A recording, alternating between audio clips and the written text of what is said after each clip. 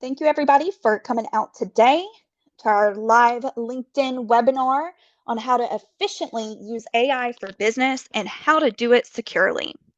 So, I am going to go ahead and do a few housekeeping items with you. If you have any questions, just pop them into the chat here on LinkedIn, or you can email us at the end. We'll have our contact information on the very last slide. I'm going to go ahead and introduce you to your host, Philip Long. Hey guys, I appreciate you coming out. And I think this is a very relative topic right now. AI is definitely something that is extremely powerful. It's extremely uh, uh, growing in its market share and its applicable uses, and there are some things that I think from a positive standpoint that are really going to change the world, and I think it's going to happen rapidly. So I'm excited to talk about that. Just a little bit about myself. I've been in the IT industry actually for over 23 years. We have a large client base here, and we're kind of expanding out of this kind of the area here along the Gulf Coast.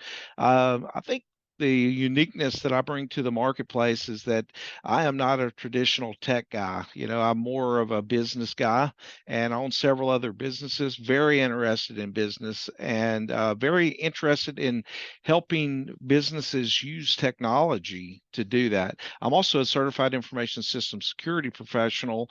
And so everything that we do, I think, has an element of risk. And when we're talking about technology now more than ever, and just like AI is growing, cybersecurity threats are growing. We want to really have a focus on that in the industry. I'd like to really engage today. I'd like to get some questions. Christy can pause me, can step in, and I can answer questions because there's a lot of information that is out about AI, and some of it's true, some of it's false, and I'd like to kind of work through it. And ultimately, to me, I see technology as an accelerant for business, and um, we want to be able to use it in that positive, productive manner, and so that's what a lot of this is going to be about. So why is AI important? Well, one reason is that between January and April of 2023, there was a 45% increase from corporations and a continued growing interest in AI models. And 73% of organizations, they waste time on manual tasks that can absolutely be automated with artificial intelligence. And then another statistic here is the global AI market is expected to reach $1.8 trillion by 2030. So that's an enormous amount of money. And so maybe I ought to step back a notch and talk about what is artificial intelligence. It's part of what they call LLM, and it's the large language model. Is a lot of what's being used is where it's where it's being used in its largest area right now.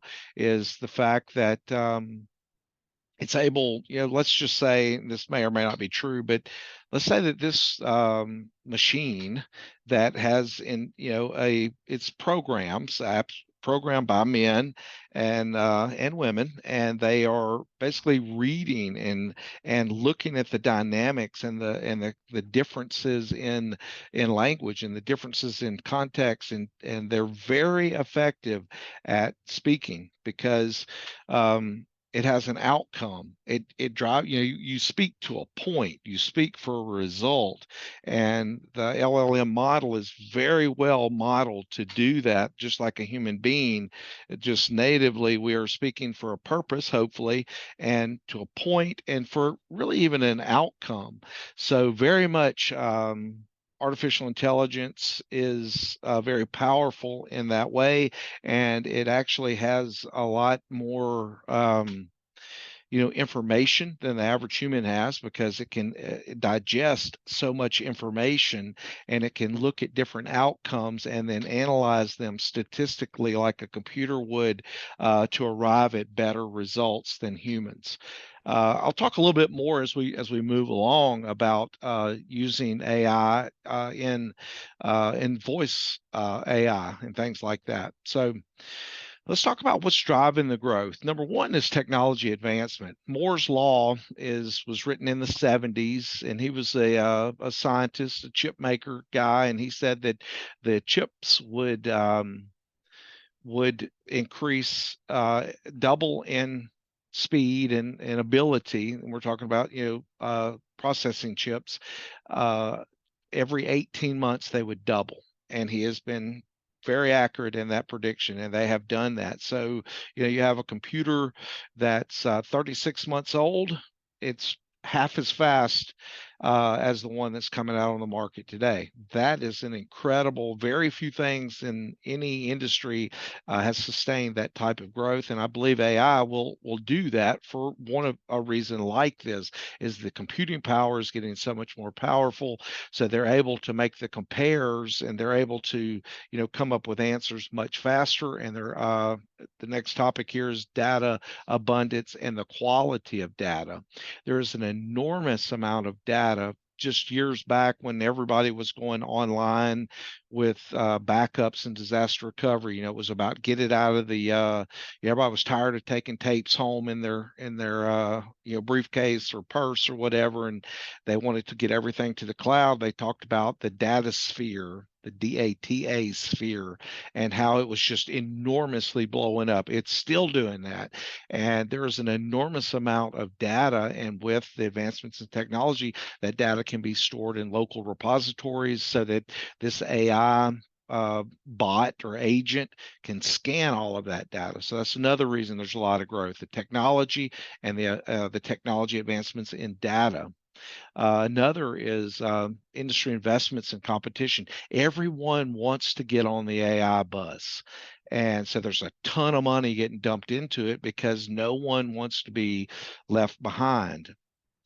NVIDIA is a very prominent chip maker. They make a lot of graphic cards and things. It's kind of the way I think of them historically, but they are investing a ton of money and they're making a lot of money because they're investing in chips that very specifically focus around AI type computing. And so there's a ton of money. And, to me, this is my perspective. We've had a lot of money get dumped into the market, and it's a bit of why there's inflation and everything else. You had, the whole COVID thing where they were paying people basically to stay home. Then you had the ERP, for the employers who kept people at work. They got money. And then the other one, I can't remember, ERP or ERC, excuse me, it came and it dumped another bucket of money. Well, the reality, in my opinion, the way money works is it always flows back to the big players. And the the average person gets money and they spend it. They're worried about paying bills, and kind of the middle class people are more about leveraging credit, which interest rates are up. I mean, so that injects more money back into the fuel of the economy. And then finally, the money guys get the money. So there's tons of money that they're holding to put to in investments, and AI is a major area that they feel like they're going to get a lot of return on investment. Again, the economic conditions of just the state of the expense of everything, and even some of the difficulties in employing people. We're kind of that post-COVID thing, and there was a resignation nation that came out from COVID, and there's a lot of things that drive people wanting very much to get something that's reliable. I mean, think about it as a business owner. um, Somebody who doesn't call in sick, who always has a great attitude, who's always learning, getting smarter. Um, Even literally physical robots are on the move as well. And they'll be, of course, driven by an AI persona or agent. And very quickly, I think within the next 3 years, we'll be able to have our own AI driven robot for probably a very small sum, maybe $5,000 is one article I was reading. And then probably with advancements, because again, it's going to continue to learn, you'll probably have $5,000 a year in upgrades. So, you just think about the power of that robot working for you. I mean, again, there's a lot of great things it can do, and there's some probably bad things. It may make us sit on the couch more and, fetch me a cup of coffee, bring me a Cavassier or whatever, and we're sitting there on the couch getting fatter and less healthy. I don't know. But I believe those are the things that are definitely coming. And then, of course, just the AI platforms themselves and innovations. You don't pick up any app that you have where, especially as it relates to writing or the language model, where it doesn't help you. It's like, hey, do you want this AI bot to write the email for you? You drop in a couple words about what you wanted to say, boom, it'll write it for you.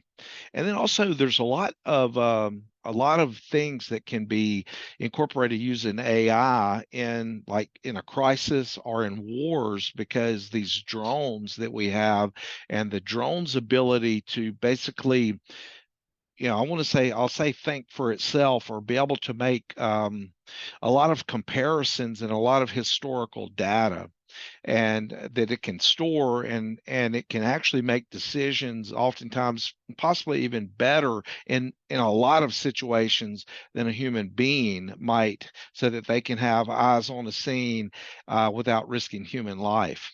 I did a lot of studying as putting this presentation together, and one of the things, even about automobiles that can drive themselves, that's really here and ready. But the problem is, and they do very well from not having accidents when they drive and are on the roads with other AI controlled vehicles. The problem is when you put humans and AI together, humans do some erratic things. Think of road rage. An AI bot is not going to have road rage. So, a human may do something really stupid that messes up the mix, whereas an AI is going to have its wherewithal at all times. It's going to be operating at a peak performance. It's going to be able to learn and constantly be learning, and not driving and texting, we'll say. And again, I encourage you, if you have questions, and Christy, if somebody has questions, they want to stop me, Absolutely.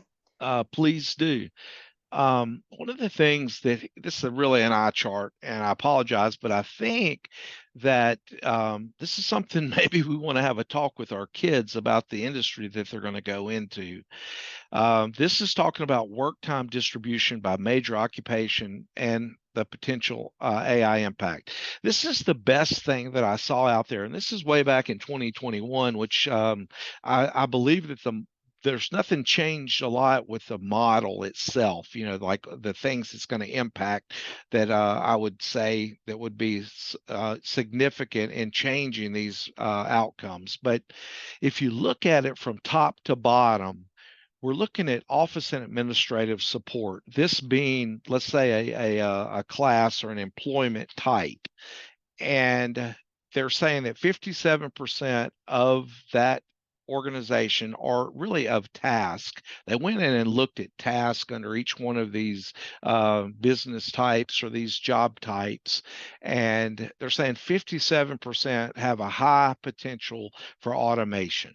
And of course, that's with office and administration and administrative support. And then the green is 6% has a higher potential for augmentation, and then 14% has a lower potential, and then there's really no language task at all in 23% of that particular role. So that's kind of outlines with the purple green. I call that pink. It's probably not pink, but and then the last one there, that kind of light purple. Okay, so let's think about it. An office person, an administrative staff, they're going to do a lot of things that are going to be, booking appointments, scheduling, you know, um, writing letters, sending emails, things like that. Those are things that are very, very, very could be augmented or even taken over completely by AI. So if I had a child and they were wanting to go into being an office and administrative support staff member, they really ought to they ought to think hard about that, because those jobs are going to be a lot less done. And of course, sales and related type things, big, because what are salespeople doing? They're doing communication, and these LLMs, these large language model AIs, are going to take that and run with it. And just to be completely transparent, I'm looking at a service that does using actual, audio, can make phone calls, can call and talk, and you wouldn't even really know it was a AI person, that could book appointments, that could gather more information, that can invite people to events.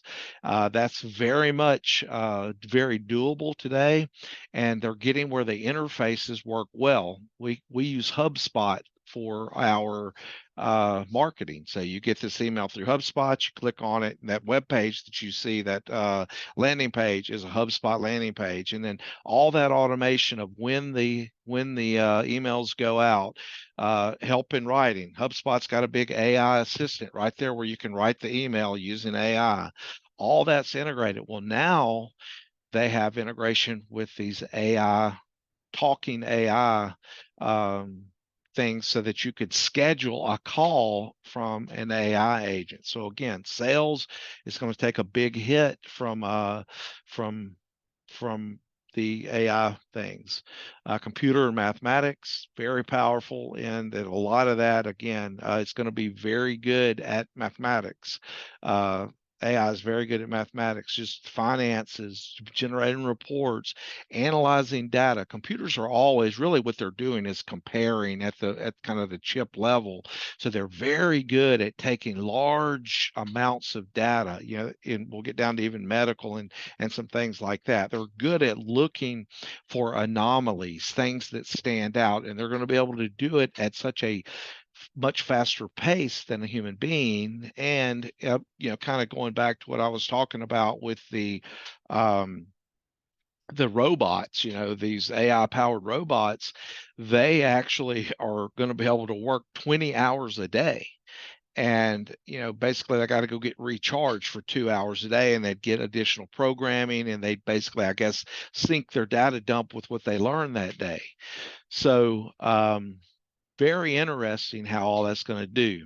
And if we go all the way down the chart, just not to belabor this, and I'll be happy to share this with you, but we'll go down towards the bottom, where the things that cannot be done by AI or a robot at this point are going to be more in the food preparation, transportation and material moving, construction, extraction, installation, maintenance, repair, farming, production, building and grounds cleaning, maintenance.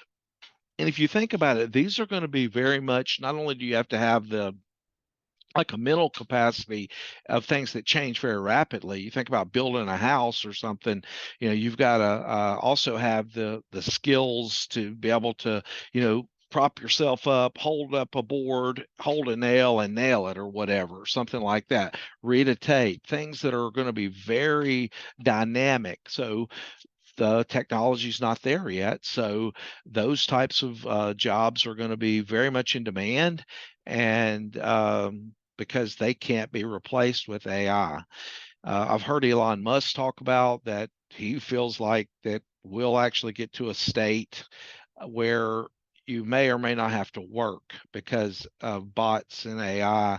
And they're even doing the neuro linking, where they're trying to put people's heads on robots, which basically said the brain, it'd actually be a human robot. If you look at some stuff Google's done in the past, some pretty scary stuff when you start to look at that. But that is the level at which I believe that we will get to.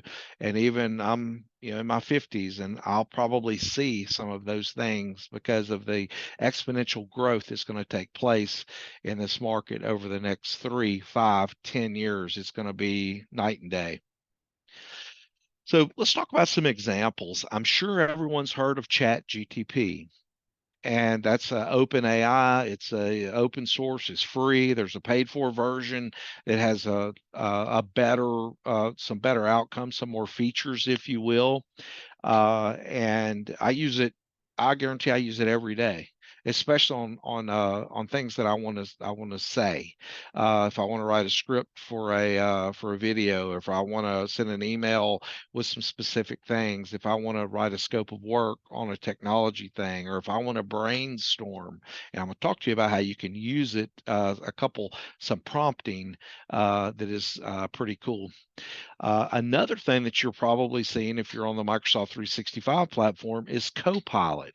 What is Copilot? Well, really, Copilot is ChatGPT, OpenAI, combined with Microsoft, and it comes free. The chat GTP interface comes free, but you can pay extra money and you can actually have an AI engine reviewing the documents that you store, say within your Microsoft SharePoint or your OneDrive, or the documents that, let's say, are in the Microsoft 365 tenancy, so that your people, from say a knowledge base perspective or a training perspective or a procedure perspective, they literally could look into your own data, ask a very question like a human would ask it, and they would be able to go out and look at the data within your own repository, uh, and pull back the information that they need. Very, very, very cool, and very, very, very powerful. And when you think about things for, say, a tech company where we're trying to make knowledge base articles in order to, you know, our clients want a predictable outcome. They want to, they really don't want to have a problem at all. And then, of course, they want it solved, and they really want it for a personal experience. People love it being the same way.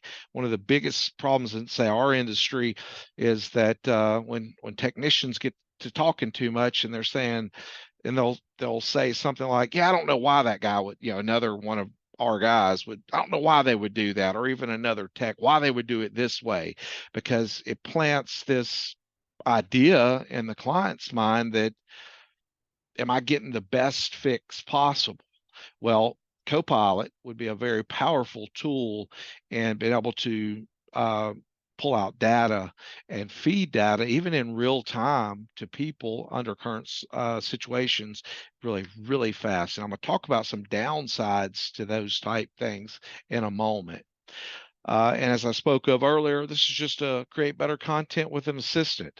Um, you know, this is riding in my HubSpot, and I can use HubSpot AI. And really, most of them are using ChatGTP, the open source AI. They're just interfacing with it and using that LLM engine or platform in order to help, write a better email. So, all right. So here's some things that the top 10 things that businesses are solving with AI. Coding, like writing code for, for a website or for an application. You think about the amount of code that this AI, the amount of data, we talked about it, the amount of data that's out there that it has access to. And then you think about the speed at which it can do it because of these really fast processors compared to a human being. You kind of know what you know, right? Where this thing knows a lot more about you. I'll go ahead and make this disclaimer here, and I'll probably make it again. A concern with AI and, say, writing code is that it's pulling from information that is in the data repository, and it weighs the amount of information and all those kind of things, and it generates a result. Very, very efficient and effective at doing that. The problem it doesn't have is the ability to determine faults. Something like, if there was a ton of bad code that was injected into the data pool and you turned an AI agent on it, it's going to give you a ton of bad code. So AI can absolutely 100% be wrong. So you can't just believe that whatever it says is right, because it's very effective at putting information down from its data pool. And if it has a bad data pool, then it's going to give you bad results. And there is a lot of bad data that is out there that it is exposed to. It's kind of like, it's if you think about how Google search engine works, right?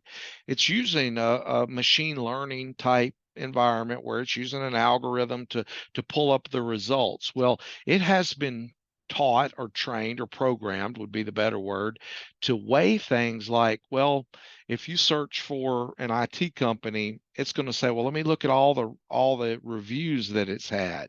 You know, its purest of goals would be that it would be trying to, of course, render the best result based off of the keywords that you use. So we'll go with the purest sense of things. We won't get into any kind of conspiracy theories here. Well, it's going to look at some things. It's going to look at the quality of the content of your website. It's going to look at the the number of reviews that you had and how many 5 stars, yada, yada, yada, on down the list, the history that your website's been up, your backlinks, your authority, all these things. Well, AI is really not that sophisticated, I don't believe yet, because it's kind of pure, if you will. It's just going to give you the answer that comes out based off the data that it has, where Google has got some parameters programmed in as to filter that data. So all that to say, a little insight maybe on how it works, but don't believe everything AI says is the takeaway, especially if you're in like HR or marketing or accounting. You can't believe whatever it tells you just because. But these are some things.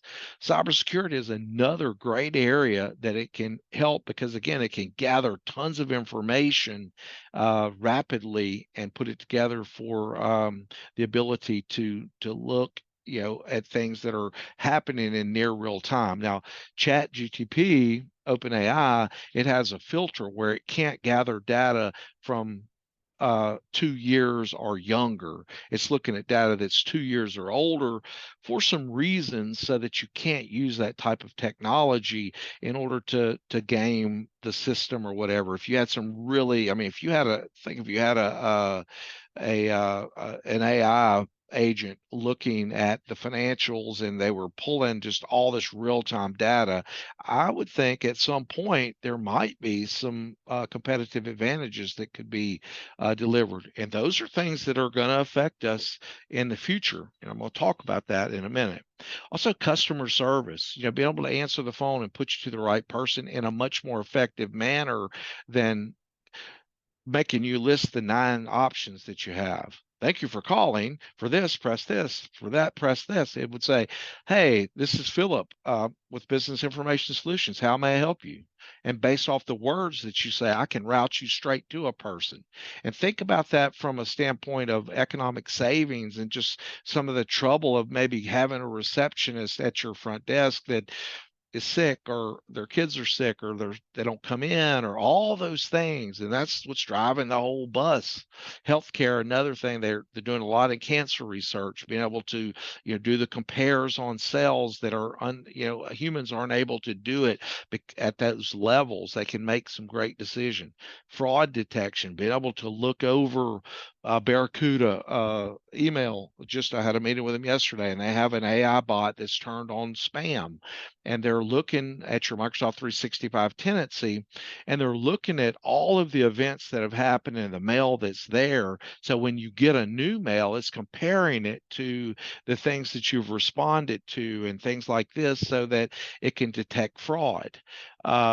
Like predictive maintenance, knowing when things are going to wear out, because you can just dump that data into it and it's going to analyze it and spit out an answer to you. And then some overall operations and things in order to find bottlenecks and to streamline systems and processes. It's going to be very good. It is very good at those type things, because again, fast processors, tons of data, more data than you have been exposed to. It can give you answers that are definitely worth looking at again, saying that it's going to give you a fast answer on based on the quality of data. I'll never forget, I had a math teacher one time, and really a great guy, and he was telling me that the computer was the fastest thinking idiot and a human was the slowest thinking genius. Now again, he's kind of now we're kind of in a world now, just really not that many years later, or some years later, I guess, but uh, where that's almost not true, or there's a blend of those two statements, where at that time it was very, a computer couldn't do anything without you, and now they're actually doing a lot without us. So let's talk about some just using chat GTP or OpenAI or any, and there's tons of other ones out there. If you want to write, if you want to do video, there's AI engine that will produce you a whole video based off the words you write down. There are AI things like for talking about like telephone prompting. We have this particular voice that one of the guys likes, and he writes in the greeting, like when you know, the voice recording for when you call into a business.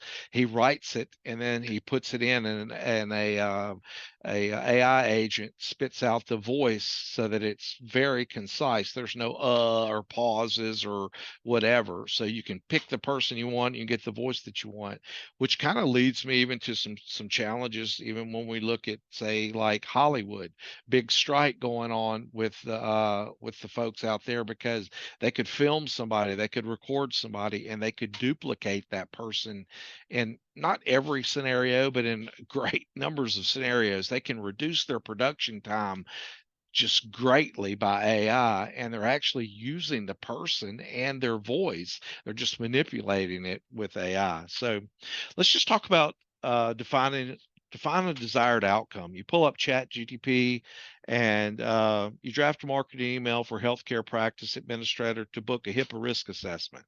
The email should be no longer than, these are the prompts. This is what you're looking for.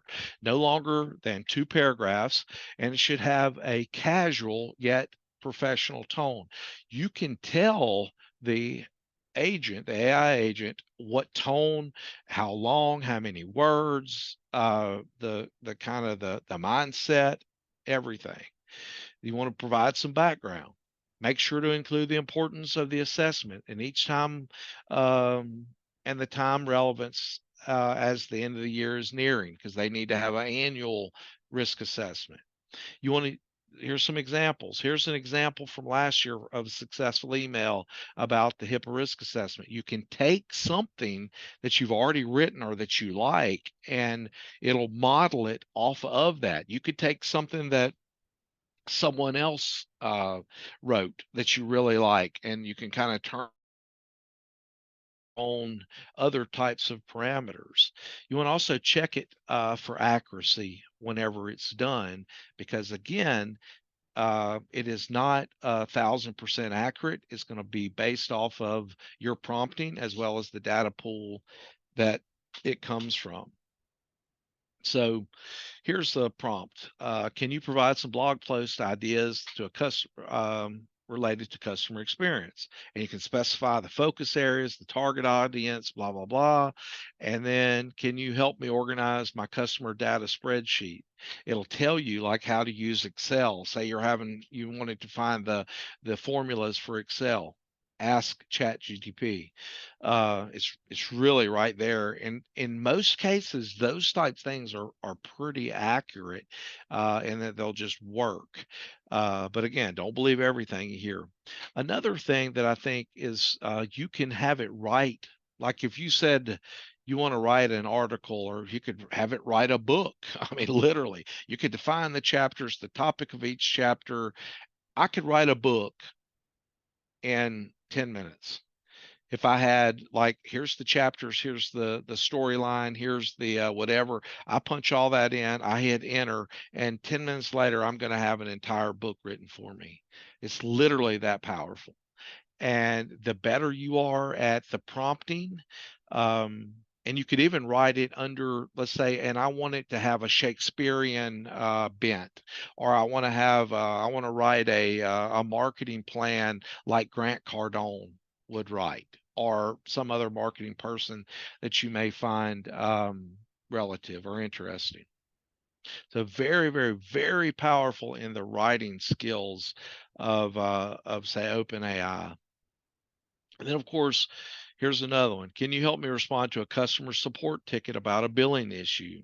Provide the necessary information. Drop in what the customer asks, drop in the customer's question, and it'll give you that. And you could even say, and I want to write this in a caring, customer service tone, or, any words that you put in there about that. The AI bot that I'm working with that does language, literally there's about 14 different things that I am telling that language bot to use. The tone, the rhythm, the speed, everything about it can be prompted with just common language to say what you're trying to arrive at. So prompting is very powerful in AI because it understands language, the word. It knows what um, caring means in its tone, because, and I won't get into the whole outcome thing, but it's very interesting when you look at it. It even defines a certain level of humanity, the way that we're made, that I think is really cool, that you can learn from this type of thing. So here's another. Can you assist me in creating a timeline for an upcoming marketing campaign? You can say who the company is, what the words are, the milestones, all the things, discrepancies, the impact, write an outcome statement for. Very powerful. There's another one. Can you help me gather information on my top competitors and their marketing strategies? Specify your industry, your market segment, your key competitors, your geographic region that you want to work out of, and you want to go and have it. These are very powerful things. You want to do a SWOT analysis of your business.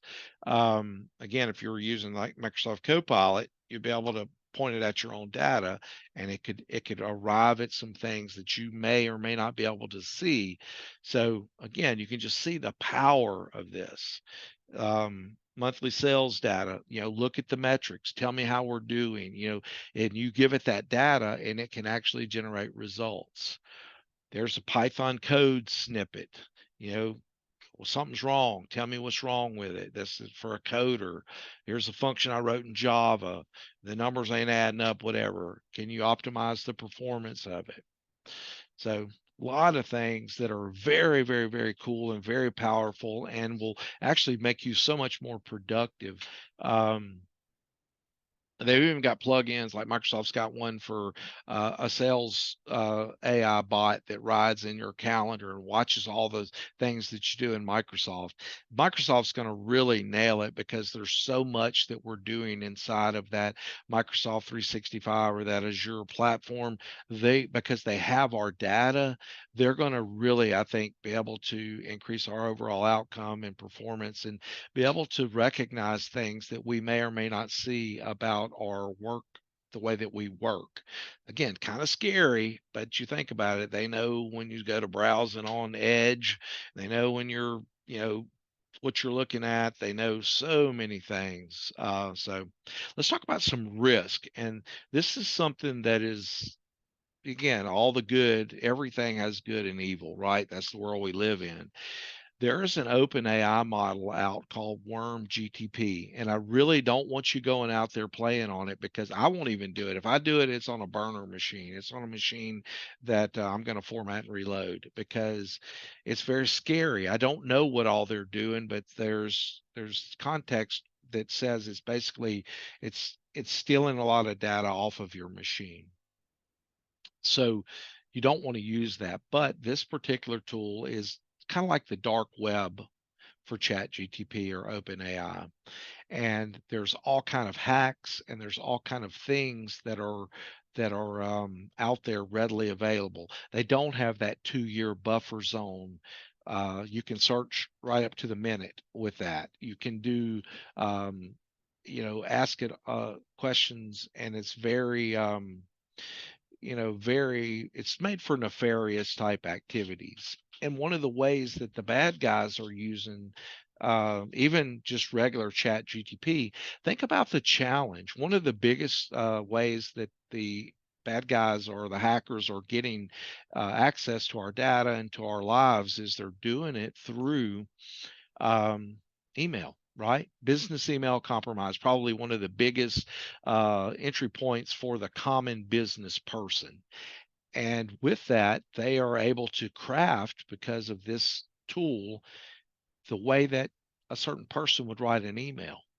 And you think about, if you had to write, let's say you had to write an email to fool somebody, to spoof somebody in the Ukraine. First off, you don't know the language, you don't know the culture, you don't know the little idiosyncrasies of language and how it looks.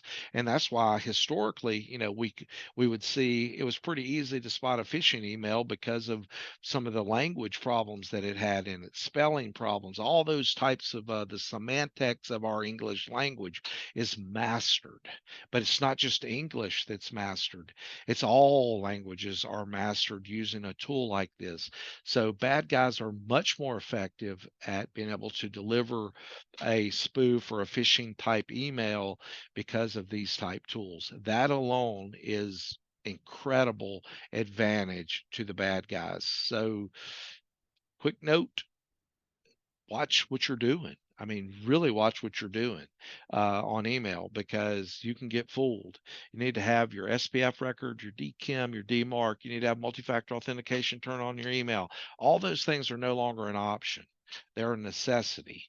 And so that's a word from the sponsor. But anyway, this tool is very, very, very bad. And like in everything, there's a lot of bad that can come from it.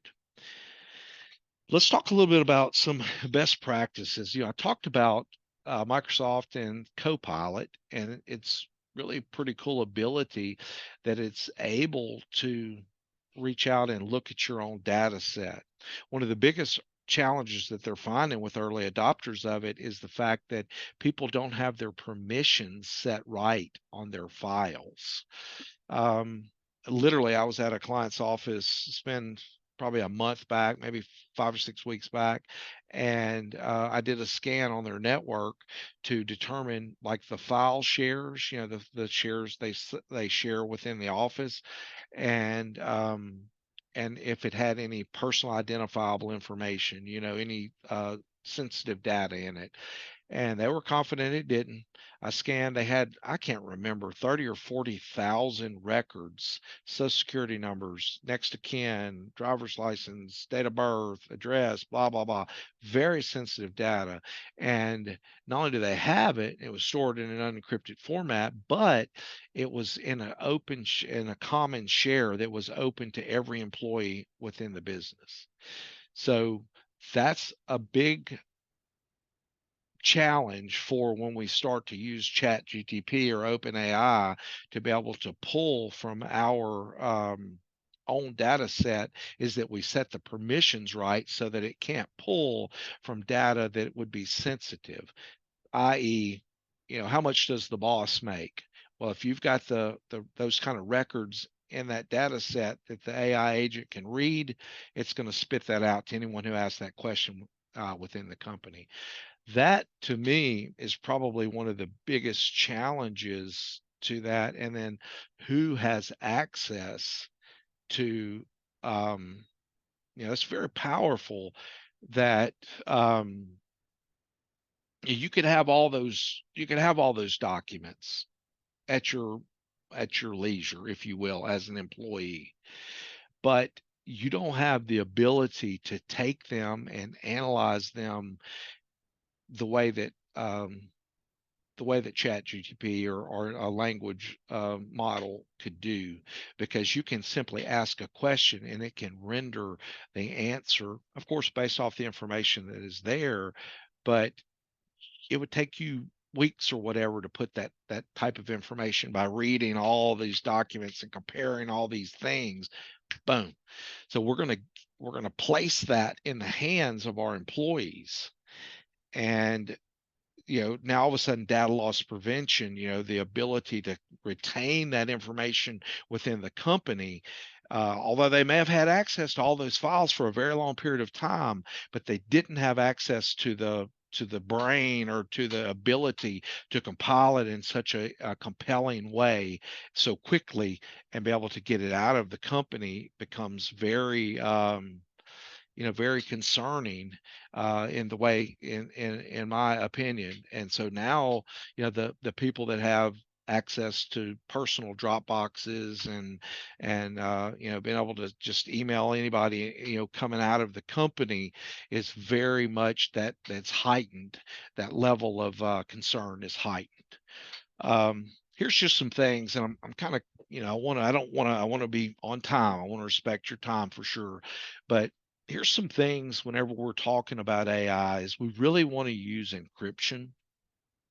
And I think everybody's afraid of encryption, or there just seems to be a very big reluctance to uh, encryption. Encryption is so powerful; it's the very type of encryption that the bad guys, the hackers, use on us. And if they use like AES 256-bit encryption with current processing power, we've got thousands of years running before we're going to crack that. So we can take that to our advantage by encrypting our files. And one of the cool things about it, I'll go back to Microsoft again, is that Microsoft has the ability to store the key within the Microsoft cloud. Whereas before we were always trying to keep that key somewhere. And without that key, that drive or that data cannot be read. So it was always a scary part is, oh, what if you lose the key? Well, Microsoft's really worked through a lot of those kind of things. Another is, again, we talked about the access of what who can get into what access controls, as we call them.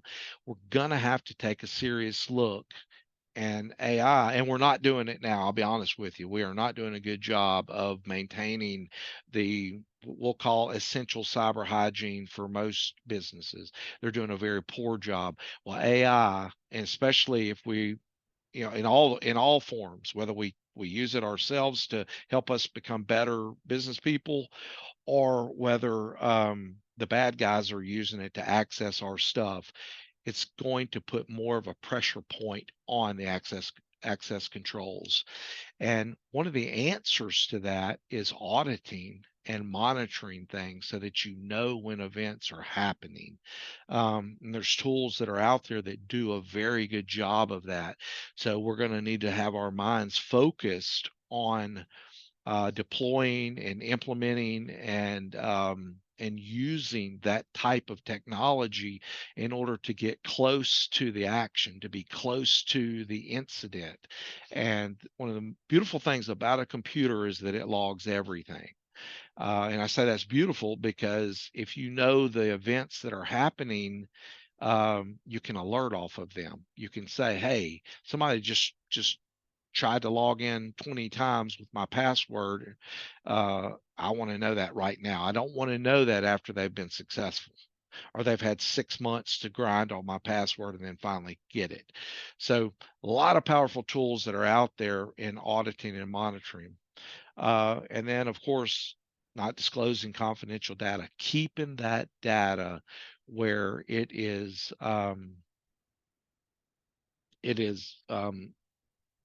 secure.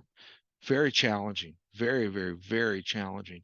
You got to make it really hard for people to get your data out of the building. And like I said earlier, now our data is not only going to get out of the building, but it's going to be refined in a much more effective way to do good or evil, right? I mean, again, in the right hands, it should be able to help us as business owners. Like I said at the very beginning, technology should be an accelerant if it's used properly.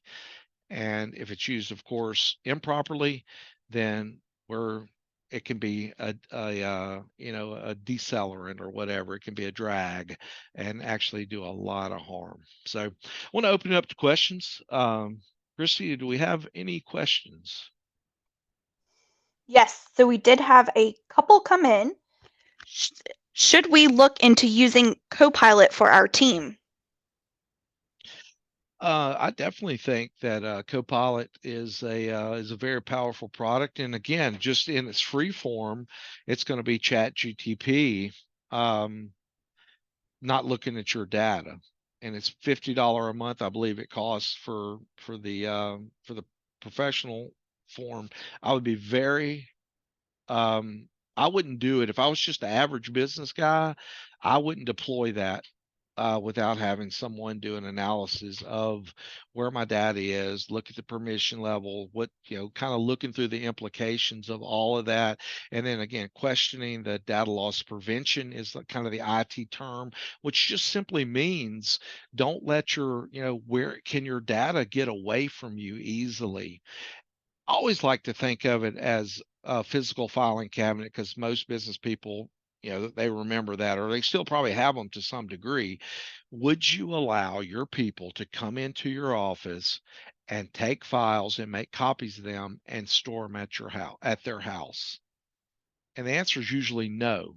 And I'll tell you why it's bad is because is that now that file is out and you have no way of knowing where it goes and what it does. It's out in the wild and you can never put that genie back in the bottle. And then, I've labored the point, but with the power of AI, the and somebody who's a good questioner, somebody who can ask good questions of that data, um, man, it's going to be like on steroids. All Okay, right. we had two more. Is it safe to allow ChatGPT to be used at our office? I think Chat GTP. I mean, of course, there could be some ethical things that that people could be basically using that tool and claiming the writings of their own. There may be some risk in that, but safe as far as from a security standpoint, I don't see a lot of just going to chat gtp and putting in some prompts and asking some questions and getting some answers. I see a tremendous upside in productivity in trying to even put on classes to train your people. I try to train my guys on using some of that technology um, for solving problems, because again, you think about it from a human perspective, we all, I call it, it's anecdotally, we have experiences, and I'll tell you, texts are the worst to decide and make decisions based off of something that they have seen, versus a chat GTP who is going to analyze a tremendous amount of data and come back with, maybe a statistical answer.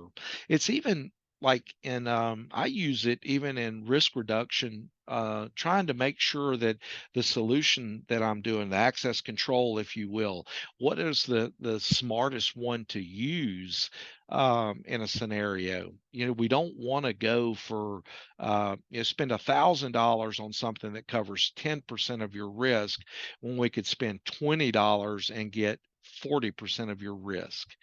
Um, Covered. So I would say yes. I would say that we would be very smart as business people to embrace the technology, of course, understanding the dangers of it. But it's here, it's coming, hell, it's here. And it's going to be exponential growth over the next 10 years. And so, ignoring it, I would say, would be a um very detrimental, possibly even to your business, if your competitors jump on board and let's just say they cut their payroll by 30%. What's that mean for the world? I mean, that could be really good. I mean, in one regard, it's very good for the world. I guess in another regard, if 30% of the workers were displaced. So again, I see this is a very powerful thing, but ignoring it is not an option because it is here and there is a ton of money getting invested in it because everybody is in full belief that they're going to have a huge return on investment, and we're certainly not going to stop it. Okay, and it does seem like you've already answered the other question, which is what are some easy ways to integrate AI tools into our daily workflow? Yeah, I would say, and I'd even be happy. I've thought about doing a stump the chump or something, and doing some things where I'll just get in front of a keyboard and show you some ways that I do things. I use ChatGPT all the time. I use Teams. There's some great tools out there that really increase the overall effectiveness of who I am and what I do, and I'm constantly trying to challenge myself to be smarter. And writing things is often for many people very challenging, and using chat gtp, it really takes the challenge out of it. Thank you. I believe that's all the questions that we have. Oh, All wait, right. no, we had another one come in from Mark. Between ChatGPT, Copilot, Google's AI, or any other product, is there one that you feel is better to use? you know um I haven't made a distinction. I've used Google's is Bard, BARD, I think. I've used it some. I think they're all using a lot of that open source AI model actually for the back end. So don't quote me on that, because I'm not exactly sure. I think it's the one that is in the interface that you like best. Copilot's going to be using Chat GTP.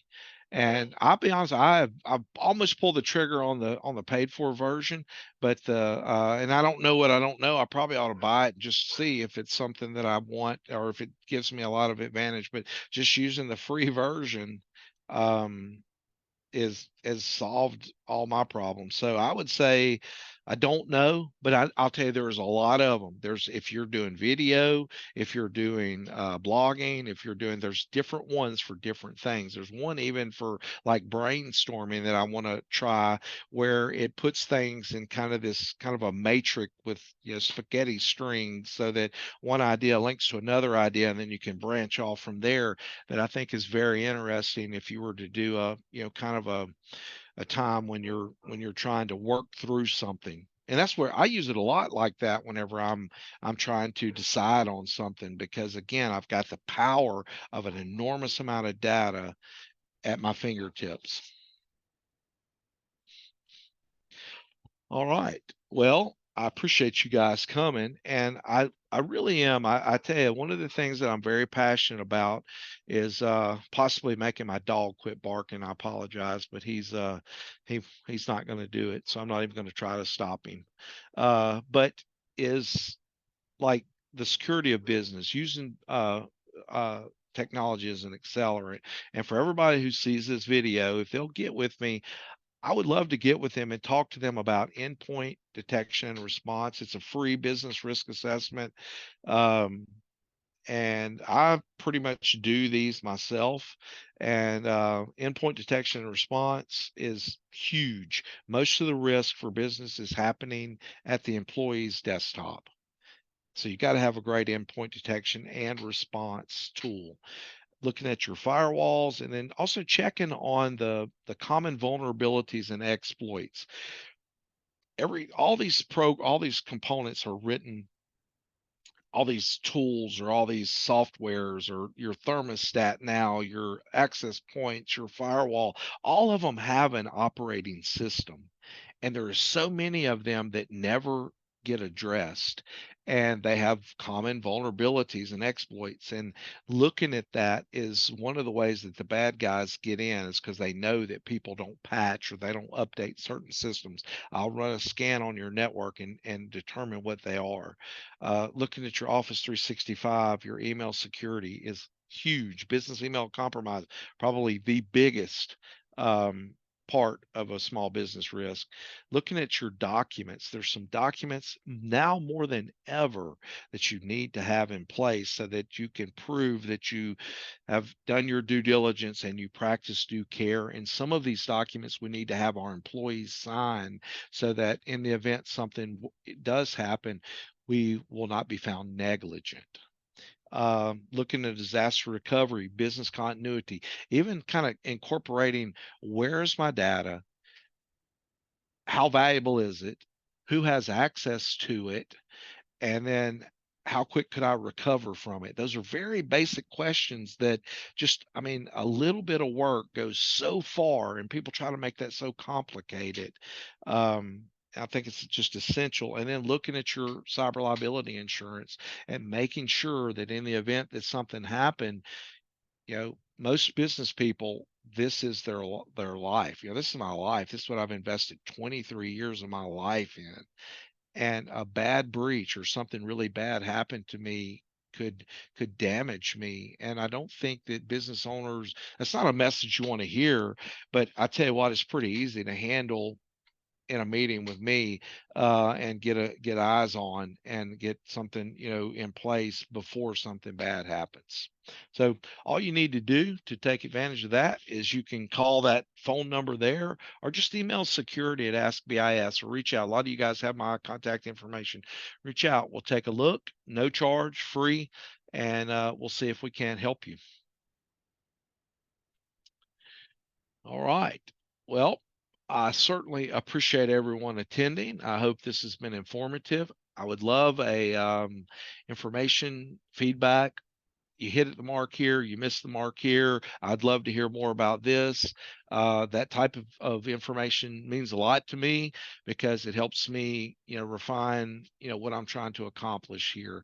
So I'd appreciate any type of feedback, and good or bad, and things that you might be interested in. So again, 3 minutes over, not too bad. I appreciate everybody here. If you have questions, please reach out. And thanks again for your time.